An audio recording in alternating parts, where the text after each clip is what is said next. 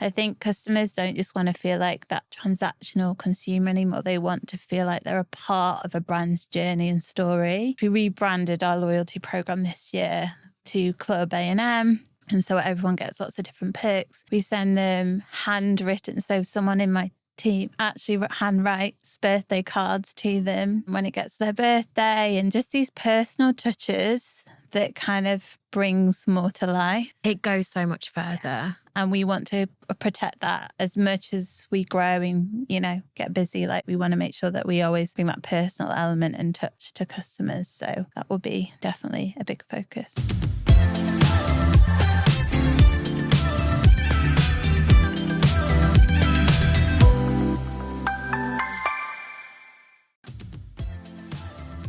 Have you ever wondered why some brands grow exponentially, building legions of passionate fans that live and die by their logos, and some, well, don't?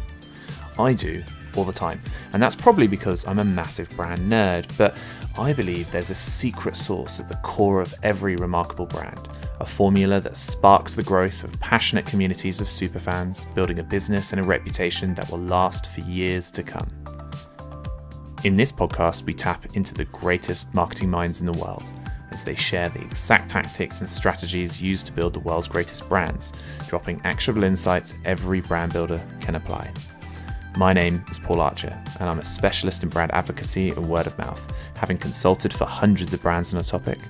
Co-hosting with me is the wonderful Verity, expert on the bleeding edge of social media. It's time to learn and build brand advocacy. Hello and welcome to Building Brand Advocacy. Today I am joined by the incredible Sarah, who is the Chief Marketing Officer of one of the most iconic jewellery brands, Astrid Miyu. Welcome, Sarah. Thanks for having me. You're welcome. Obviously, that's an incredible journey and I really want to touch on that. But first, I wanted to delve into something that you guys did earlier this year, which was the House of Astrid Miyu, which obviously really brought your brand network to the forefront. What inspired the creation of that? But going back a couple of years, we did this 10 times thinking workshop as a leadership team. So we do this often with teams and it gets people thinking outside of the box. Yeah. Oh, I love that. One of our values is breaking boundaries. So it's like making sure that we're constantly innovating. And in that session, we had the idea of doing a big concept store flagship. So retail is such an important part of the brand and our ethos. And this is kind of where House of Astrid Miyu came about. So one of our pillars in retail is home from home. And so making sure that when you step inside our store, you feel like there's a piece of home and it all feels very like authentic and comfortable.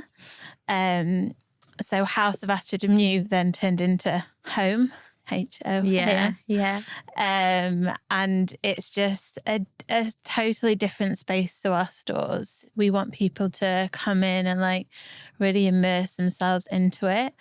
Experiential retail is a huge part. Like obviously we've done our services now for 6-7 years. But this is, so much more. So and then fast forward 2 years, we found the perfect space. It was, I think, 8 months in the making, and then launched in August, which was really exciting. Yeah, it looked incredible. It looks incredible. I suppose, how does that whole concept, how does home live it? Like you've just mentioned there about the brand's core values. Like I'd love to just kind of like dig into that a little bit more. Like how does it really kind of get into those values? As a brand, our main values are like shine together, breaking boundaries and making memories. And this is throughout everything we do internally, externally.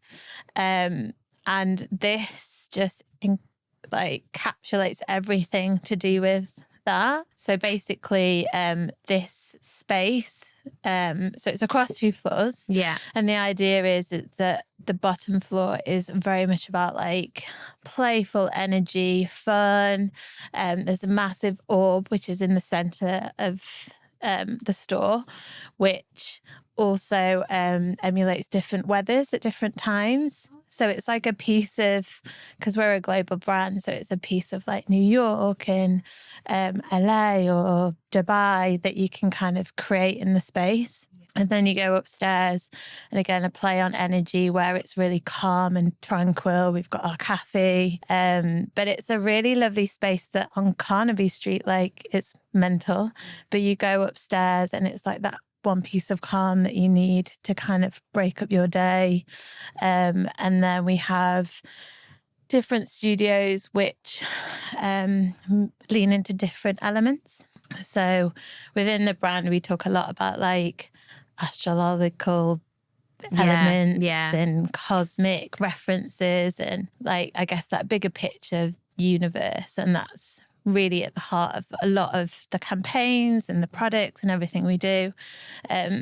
So I guess that's what's centered around home versus our typical stores that I guess is a piece of that, but this is like the full. The whole astrological piece, is that something that Connie is really into? Is that where that comes from?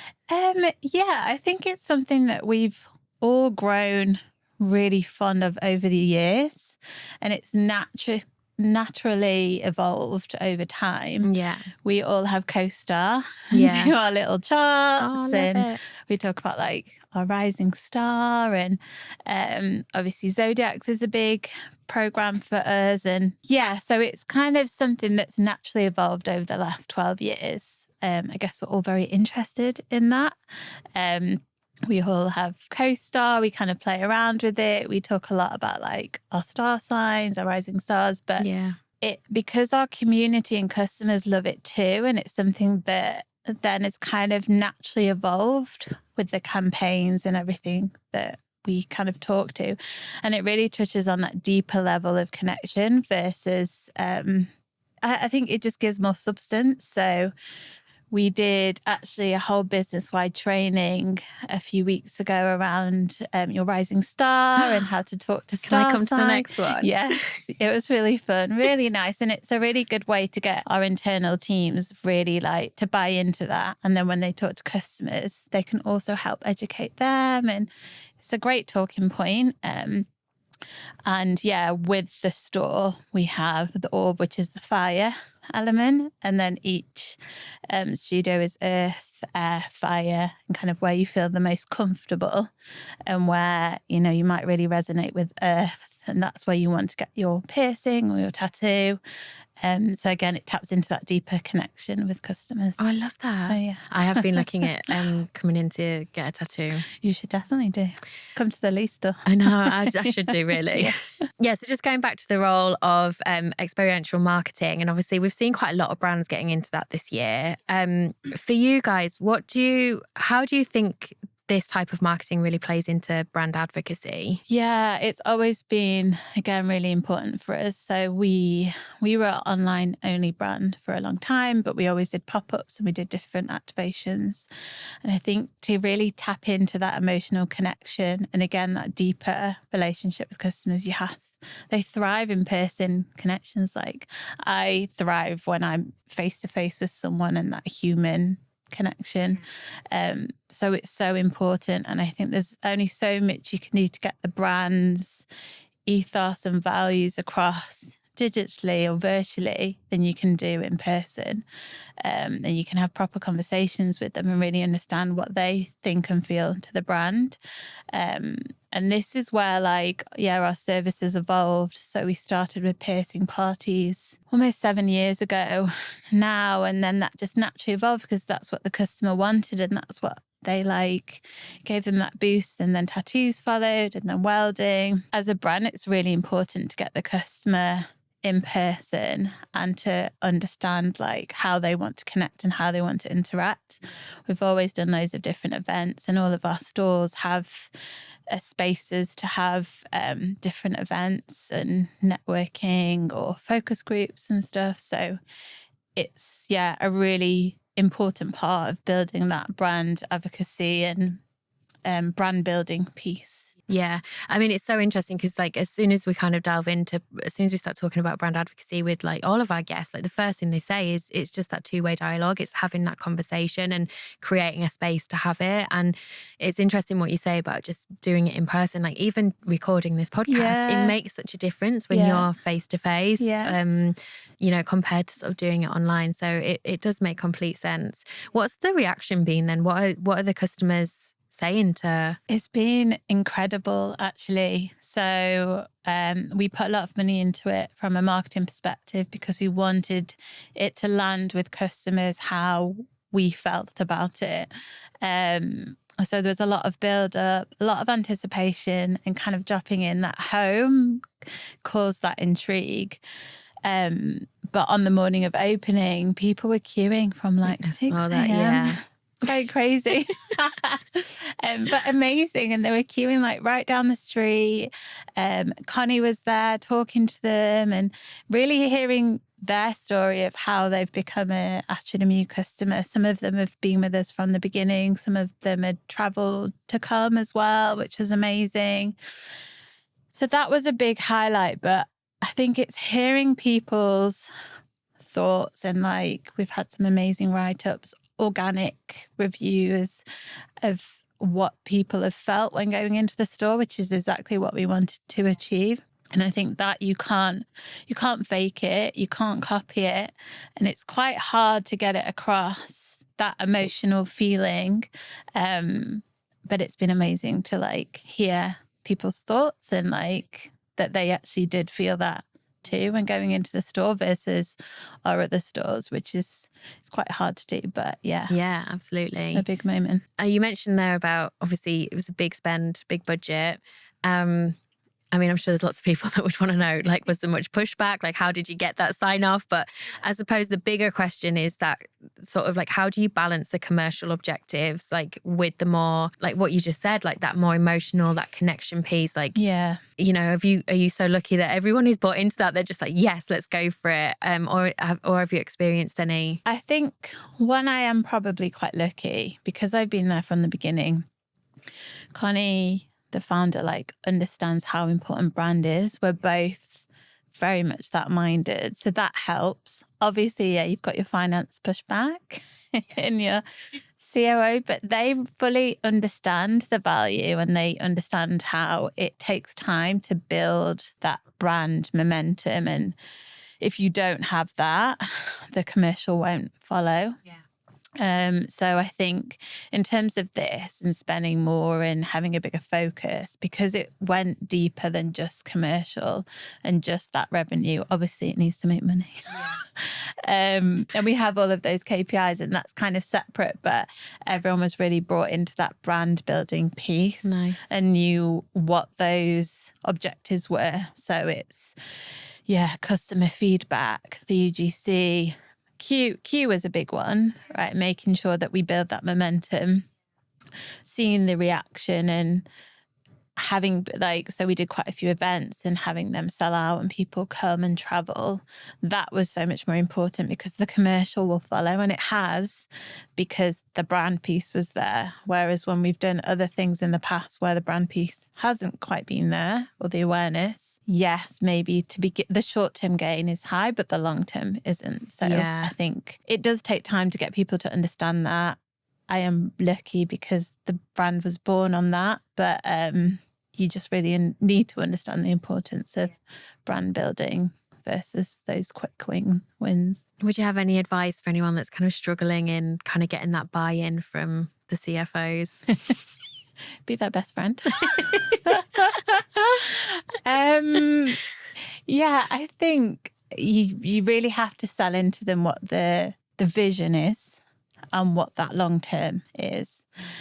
And I think if they see some KPIs and some movement, then they're okay. And understand what the buyback period is as well. It's not just 2 months and you break even or make money, 6 to 12 months. And also you don't do this with everything. So I'm like strategic in my budgeting approach. So quite a lot of campaigns will be more thrifty, but something like this took us to the next step. The idea is that hopefully we'll have more and we'll obviously go global. So it's like the first step into that. So buying them into that vision,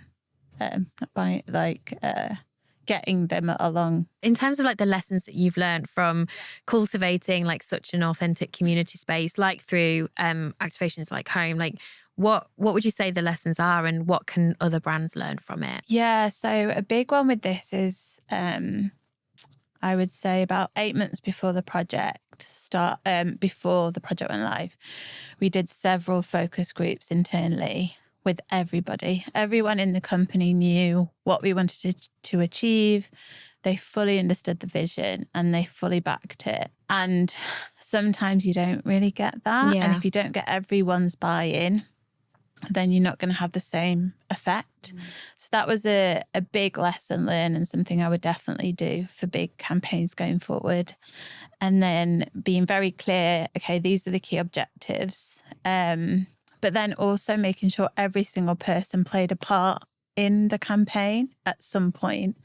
So even like other retail stores who technically, wouldn't even come to Home, still felt they played a part because they were helping in other ways and they really understood. So the whole team was backing it, which then meant everybody would back it and really believed in it. And if you can't get your employees to believe in it, you're not going to get your community or customers to believe in it. So that was a big one. And then another one was that we wanted to treat, I guess this is a growing trend at the moment, where you need to treat your consumer community exactly the same as your influencer community. And we wanted to make sure that we did that with this. So we were doing a big like press and influencer event where, we got quite a lot of like complimentary things for them, but we did exactly the same for our customers. And we invited our VIP customers. And the reaction was so nice to give back to them. And it sold out within like 5 minutes. Oh, wow. People travel down the country to come and like celebrate with us, and doing more of these things and like events just for our customers versus always treating influencers was much more powerful for this. So this is something that, we've always kind of done, but we did even more for this and we'll continue. Yeah, I think there's just saying about it being a bit of a trend, I just think there's going to be a bit more of a blur, I think, over the next few years between influencer customers, creators. Who never fully dressed, so I say their customers are their influencers. And I think, that's just going to become more apparent. Yeah, and they're so important. Like, they actually do so much more in being brand ambassadors than paid for influencers. And they really love the brand, and they're the ones that would like tell their friends and family and bring them along and feel more valued versus, I guess, influencers or press who get freebies all the time. And it's just a job for them, whereas this is deeper than that. So, yeah, absolutely. Yeah. And then in terms of, obviously, over the last 12 years, what's been the standout campaign during that whole time? Home definitely is, I think, because it was such a pivotal moment. There's been loads of other campaigns in the past that's kind of taken us to the next step. So just before COVID, we did a pop-up in New York, which was a big test for us. We, had a small pocket of customers in New York, but we'd never taken the brand overseas. I went over with 3 other of my team. We did this tiny little pop-up, but the reaction was amazing. Like, people were queuing down the street. Everyone loved the brand and kept asking, when are we coming back? And to see the reaction outside of London, really, because we weren't really outside of London at that point, gave us that boost. So I think each year had small campaigns that kind of took us to the next step. It gave us that confidence boost, or took the brand deeper, or kind of built our community wider. But Home was the biggest one, really. What does the US market look like for you guys now? So we have a store in New York, West Village. We have quite big plans the next couple of years. I don't know how much I can say. But US is a huge focus and the appetite there is strong. Obviously, it's difficult when you're trying to build a brand overseas, and having that culture is so important to us, and making sure that they have the same culture there as we do here. The people experience team do an incredible job to really cultivate our culture internally. So that's just one thing. But yeah, big plans for the US. Exciting. Yeah. And then, so from assistant to CMO, and it's an iconic brand. So it is the real.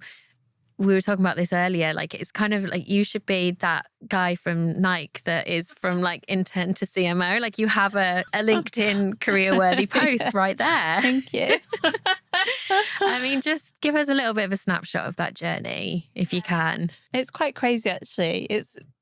It's a bit of a whirlwind, and it's quite hard. Like I just forget because you live in the moment and so much happens, and I still find it crazy how much people love it's amazing, love the brand, but like I remember the days that no one knew who we were. And obviously, again, being in Leeds, like no one outside of London really knew what Astrid Miyu was. So it's been a huge journey, but it's been incredible, like to be able to work with so many talented people now, like so many people that want to come and work for the brand. And my role evolution has been crazy. And obviously you're going through one maternity, currently pregnant, about to do my second, and just keeping up with that fast pace. Like I'm good with change, and I like being agile and kind of having new things, but not everyone does. So it's kind of keeping that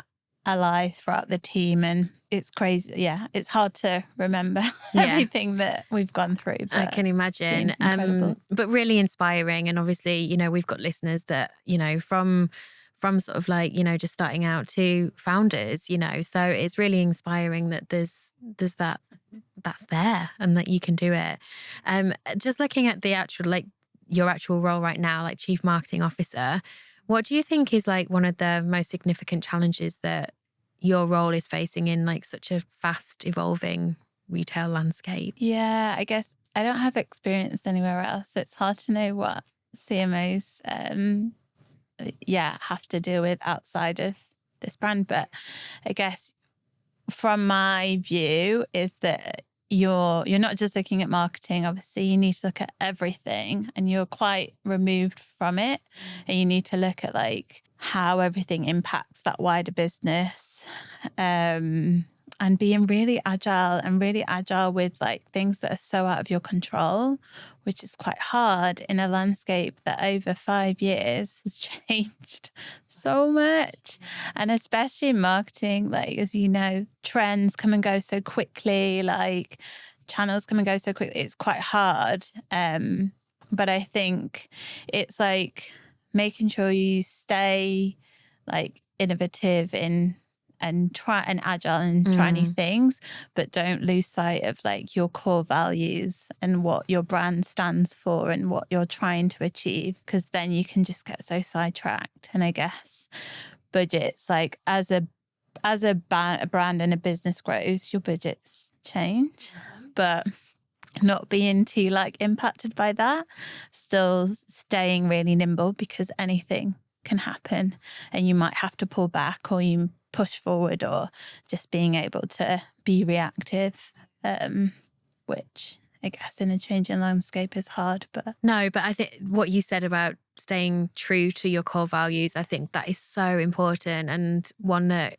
a lot of brands can probably get caught up in. And it is really that purpose led that will steer you like in the right direction consistently. So yeah, definitely. Yeah, we've always had such a strong, I guess, our mission is to like revolutionize the jewelry experience, and that's always been at the heart of everything.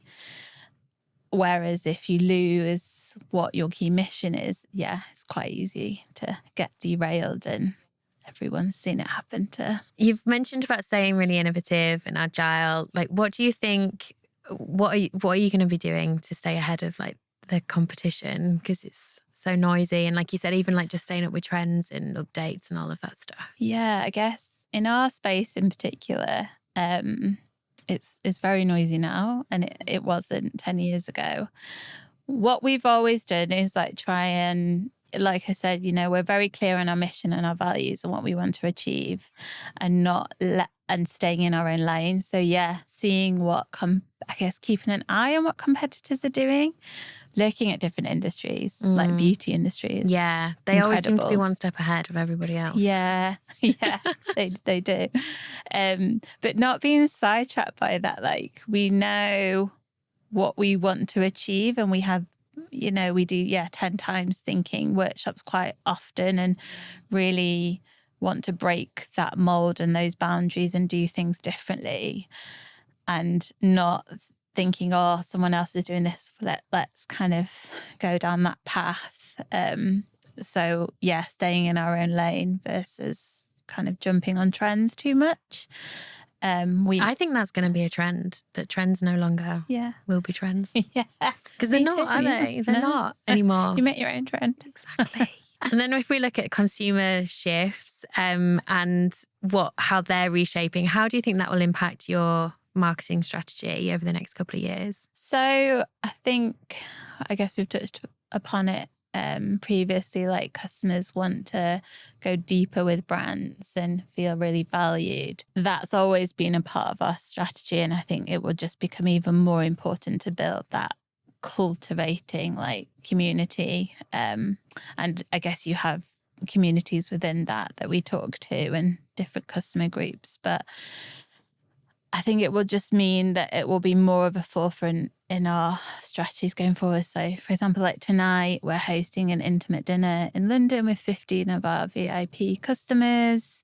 Connie is hosting. They're all getting treated. It's all around their cosmic rising star. And just giving back and saying thank you to them. We want to do so many more of these things and have focus groups where we actually chat to our customers and they have an input as well. And I think customers don't just want to feel like that transactional consumer anymore. They want to feel like they're a part of a brand's journey and story. We rebranded our loyalty program this year to Club A&M. And so everyone gets lots of different perks. We send them handwritten. So someone in my team actually handwrites birthday cards to them. Oh, so lovely. When it gets their birthday, and just these personal touches that kind of brings more to life. It goes so much further. Yeah. And we want to protect that as much as we grow and, get busy. Like, we want to make sure that we always bring that personal element and touch to customers. So, that will be definitely a big focus. And what does brand advocacy mean to you, like personally? Yeah, so I guess it's so important. I'm like a brand marketing person. So that's what the brand's also been built on for the last 12 years. But personally, like if I feel like a brand isn't quite authentic, or if I don't really trust them or don't really agree with their values, then I'll easily go elsewhere. Like, we're fickle now. We are now so fickle now. Yeah. But also you do want to feel emotionally connected and kind of aligned with what the brands are trying to do and their ethos and values. So it's really important to me as a customer, which means that, it's so important when you're trying to build a brand to also, I am our customer.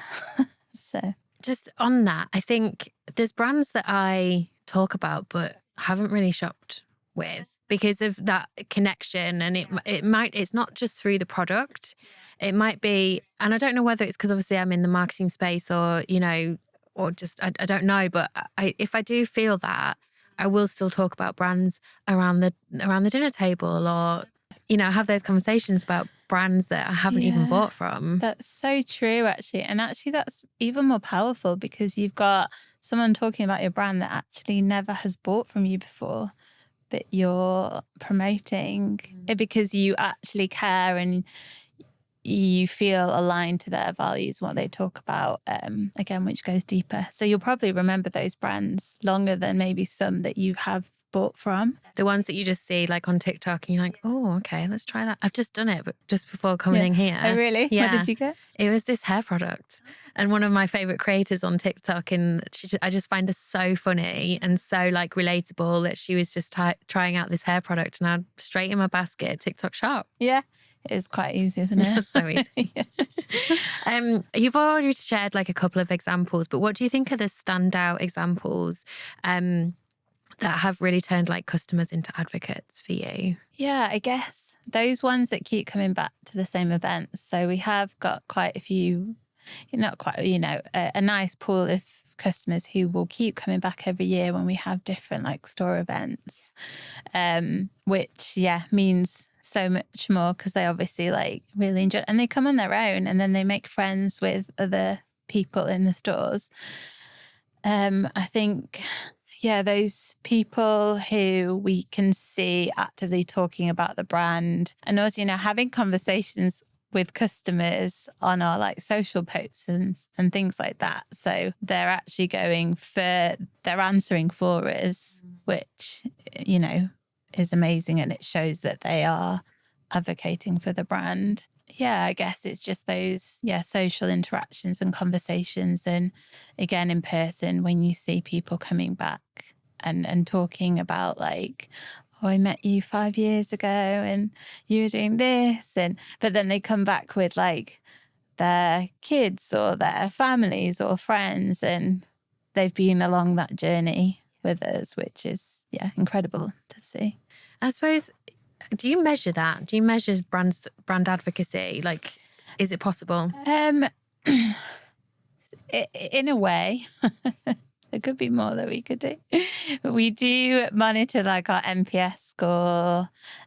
We do customer surveys at different touch points. We don't want to go too much into hounding our customers, but we do that, like UGC and bits on social. But I think there's actually so much more that we could do, and we get more on from a retail perspective. So I want to be able to like piece the retail kind of conversations and anecdotal things in with the online, which is a bit easier to track, and like customer lifetime value and our loyalty program stats and things like that. But it's harder. Yeah, I'm on a mission. We'll do it. And finally, what do you think one mistake is that you see brands doing that they get wrong when trying to build brand advocacy? I think when you see brands, I guess, not really having clear values or a clear mission, or they do and then they change, or they say they've got it, but they're just words. Yeah. And they try to copy others out there, and it's quite obvious, and it just all becomes very blurred and a bit messy. They lose themselves, and I guess you lose that trust, which I think can quite easily happen if you don't stay in your own lane and if you're not too influenced by the things that are happening. I guess brands not staying true to what they actually believe in and what they want to achieve. Great point. Love it. Thank you so much. This has been awesome. Thank you so much. Thank you for having me. And where can people find you, Sarah? Yeah, you can find me on LinkedIn, or follow Astrid Miyu on TikTok, Instagram, LinkedIn. We're everywhere. Yeah. So, awesome. Give us a follow. Thank you. That was another episode of Building Brand Advocacy, the world's top brand building podcast. To find out more about building brand advocacy and how this podcast is part of a bigger plan for our brand building cookbook, then make sure to search for Building Brand Advocacy in Apple Podcasts, Spotify, Google Podcasts, or anywhere else that podcasts are found, and make sure that you click subscribe so you don't miss any future episodes. Thanks to Duel for sponsoring. To find out more, go to www.duel.tech, that's duel.tech. And on behalf of the team here at Building Brand Advocacy, thanks for listening.